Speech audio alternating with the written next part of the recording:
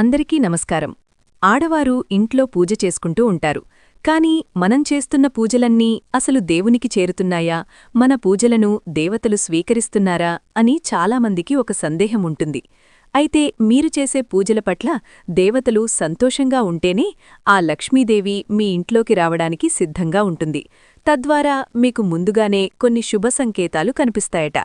ఇంట్లో దీపారాధన చేసే సమయంలో మీ ఇంట్లో దేవతలు తిరుగుతూ ఉంటే కొన్ని అత్యంత శక్తివంతమైన సంకేతాలు కనిపిస్తాయి. పూజలో ఈ సూచనలు కనిపిస్తే సాక్షాత్తు దేవతలే మీ ఇంట్లో ఉండి మీ కష్టాలన్నింటినీ తొలగిస్తున్నారని అర్థం. కాబట్టి ముందుగా ఈ వీడియోకి ఒక లైక్ కొట్టి ప్రతి ఒక్కరూ జై శ్రీరామ్ అని కామెంట్ చేయండి.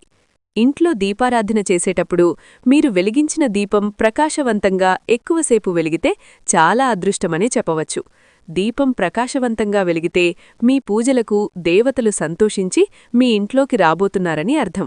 పూజలో దేవునికి సమర్పించిన పుష్పాలు దేవుని చిత్రపటం నుండి కిందపడితే చాలా మంచిది. దేవునికి పెట్టిన పువ్వులు కిందపడితే మీరు చేసే పూజలకు దేవతలు సంతృప్తి చెందారని, మీ కోరికలు త్వరలోనే నెరవేరబోతున్నాయని శుభసూచకం. ఇక దీపంలో వేసే వత్తులకు కూడా చాలా ప్రాధాన్యత ఉంటుంది. అయితే ఇంట్లో దీపారాధన చేసే సమయంలో దీపంలో ఉన్న వత్తులు పూర్తిగా కాలిపోతే చాలా అదృష్టమనే చెప్పవచ్చు. దీపం వత్తులు పూర్తిగా కాలిపోతే మీ పూజలను దేవతలు స్వీకరించారని, మీకు మంచి రోజులు రాబోతున్నాయని అర్థం. మన జ్యోతిష్య శాస్త్రాలలో బల్లిని లక్ష్మీ స్వరూపంగా భావిస్తారు. కొంతమంది ఇళ్లల్లో బల్లులు ఎక్కువగా కనిపిస్తాయి. కాని మీ పూజగదిలో బల్లి కనిపిస్తే చాలా మంచిది. పూజగదిలో బల్లి తిరుగుతుంటే మీ ఇంట్లో లక్ష్మీదేవి తిరుగుతుందని అర్థం. అలాగే చాలామంది ఇళ్లల్లో నల్లచీమలు ఎక్కువగా కనిపిస్తాయి. నల్లచీమలు కూడా అదృష్టానికి చిహ్నం. అయితే దేవునికి సమర్పించిన నైవేద్యానికి నల్లచీమలు పడితే మీ నైవేద్యాన్ని దేవతలు ఆరగించారని ఒక శుభసూచకం. ఇంట్లో దీపారాధన చేసేటప్పుడు మనలో చాలామందికి కన్నీళ్లు వస్తూ ఉంటాయి. దీన్నే ఆనందభాష్పాలని అంటారు. ఇది దైవ సంకేతమనే చెప్పవచ్చు. మీకు తెలియకుండానే మీ కంటి నుండి కన్నీళ్లు వస్తుంటే మీ పూజలకు దైవానుగ్రహం లభించిందని అర్థం. అలాగే ఒక్కోసారి దేవుడిని పూజించేటప్పుడు ఉన్నట్టుండి తలనొప్పి వస్తుంది. మీకు కూడా ఎప్పుడైనా తలనొప్పి వస్తే మీ చుట్టూ దైవశక్తులు సంచరిస్తున్నాయని శుభసూచకం. అలాగే పూజలో దేవుడికి మంగళహారతి ఇచ్చేటప్పుడు దేవుడు నవ్వినట్టుగా కనిపిస్తే మీ పూజగదిలో దైవశక్తులు తిరుగుతున్నాయని అర్థం. ఇక మీ జన్మ ధన్యమైనట్లే. అలాగే ఇంట్లో పూజ చేసే సమయంలో లేదా దేవుని మంత్రాలు చదివే సమయంలో ఒక్కోసారి మన శరీరం పులకరించిపోతూ ఉంటుంది. మీకు కూడా అలా జరిగితే మీపై దేవుని ఆశీర్వాదముందని అర్థం. ఇక చాలామంది ఇళ్లల్లో దైవశక్తులు తిరుగుతూ ఉంటాయట. అయితే ఒక్కోసారి ఉన్నట్టుండి పరిమళ ద్రవ్యాలు సువాసన వస్తూ ఉంటుంది. ఏ ఇంట్లో అయితే దేవతలు తిరుగుతున్నారో అలాంటి ఇళ్లల్లో చందనం సువాసనలు వస్తూ ఉంటాయట. అలాగే ఇంట్లో దీపారాధన చేసేటప్పుడు ఘంటానాదం వినిపించడం, శంఖం శబ్దం వినిపించినా దేవుని అనుగ్రహం లభించిందని అర్థం చేసుకోవాలి. అలాగే పూజలో దీపం వెలిగించిన తర్వాత దీపం జ్యోతిలో చిన్న పుష్పం ఆకారం కనిపిస్తే ఇది లక్ష్మీదేవి కటాక్షానికి సంకేతం. మీ ఇంటికి ఐశ్వర్యప్రాప్తి కలుగుతుందని అర్థం. అలాగే దీపారాధన చేసే సమయంలో ఎలాంటి గాలి రాకపోయినా వెలుగుతున్న దీపం మంట ప్రకాశవంతంగా కదులుతూ ఉంటే మీ పూజగదిలో దేవతలు ఉన్నారని అర్థం. అలాగే పూజగదిలో ఉన్న దేవుని విగ్రహాల నుండి అకస్మాత్తుగా కుంకుమ కింద పడిపోవడం లేదా విభూదిబొట్టు రాలడం జరిగితే ఆ దేవతలు మీకు ఏదో చెప్పబోతున్నారని, మీకు మంచి జరగబోతుందని అర్థం. అలాగే దీపంలో ఉండే నూనె తగ్గకుండా ఎక్కువసేపు దీపం వెలుగుతూ ఉంటే మీ పూజలన్నీ దేవుని చెంతకు చేరుతున్నాయని, మీకు శుభం కలుగుతుందని ఒక మంచి సంకేతం. అలాగే పూజలో దేవునికి సమర్పించిన నైవేద్యంలో తీపి తగ్గి సువాసనగా ఉంటే మీ నైవేద్యాన్ని దేవతలు స్వీకరించారని అర్థం. అలాగే దేవునికి కొబ్బరికాయ సమర్పించేటప్పుడు కొబ్బరికాయ 2 ముక్కలుగా చక్కగా పగిలితే మీ పూజలకు సరైన ఫలితం దక్కబోతోందని అర్థం. త్రిమూర్తుల స్వరూపమైన కొబ్బరికాయ ముక్కలు ముక్కలుగా పగలకూడదు. ఇక కుంకుమకు చాలా దైవశక్తి ఉంటుంది. కుంకుమ సాక్షాత్తు పార్వతీదేవి స్వరూపం.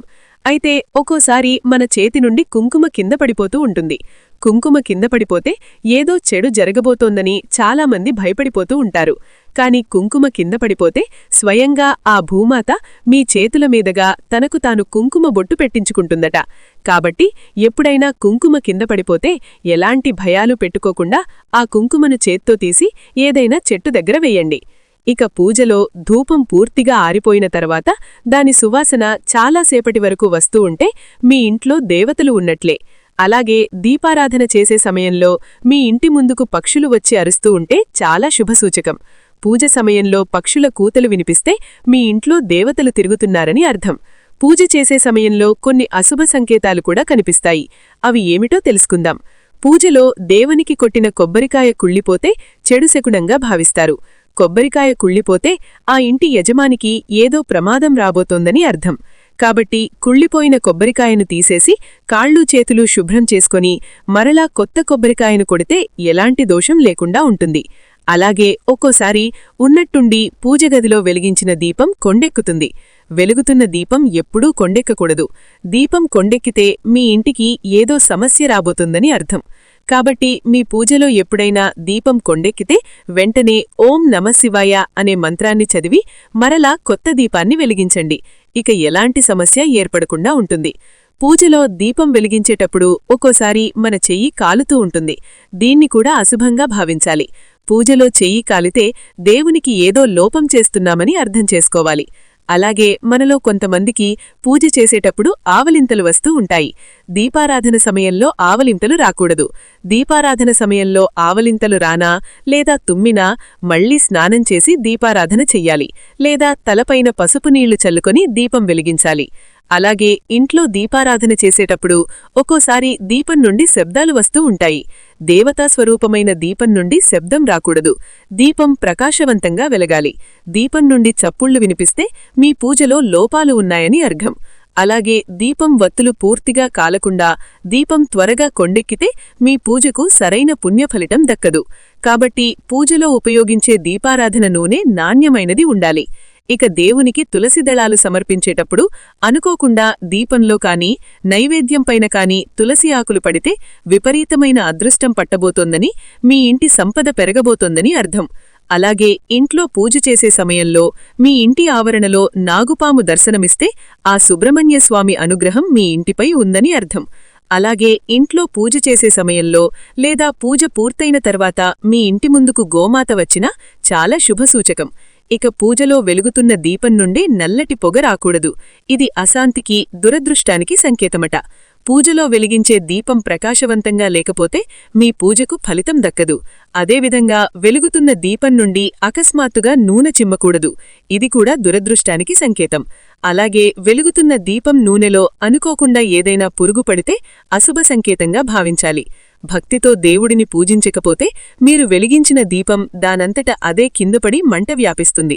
కాబట్టి భక్తితో ఎలాంటి కల్మషం లేకుండా దేవుడిని పూజిస్తే ఎన్నో శుభఫలితాలు కలుగుతాయి. ఎంతో పవిత్రమైన పూజగదిలో దుర్వాసన రాకూడదు. పూజగదిలో చెడువాసన వస్తే మీ ఇంట్లో దేవతలు నివసించరు. కాబట్టి మీ పూజగదిని అందంగా, పరిమళంగా ఉంచుకోవాలి. అలాగే పూజ చేసేటప్పుడు దేవుని పటం అనుకోకుండా కింద పడిపోతే మీ పూజలకు ఎలాంటి ఫలితం దక్కదు. అలాగే పూజలో ప్రతిష్ఠించిన కలశం ఉన్నట్టుండి కింద పడిపోతే మీ ఇంట్లో చెడు శక్తులు ఉన్నాయని అర్థం చేసుకోండి. ఇలాంటి చిన్న చిన్న సంకేతాలతో మీ ఇంట్లో దైవశక్తులు ఉన్నాయా లేదా అని సులభంగా తెలుసుకోండి. చూశారు కదా ఈ వీడియోని? ఈ వీడియో గనక మీకు నచ్చినట్లయితే లైక్ చేయండి, షేర్ చేయండి, సబ్స్క్రైబ్ చేసుకోండి. Thank you for watching.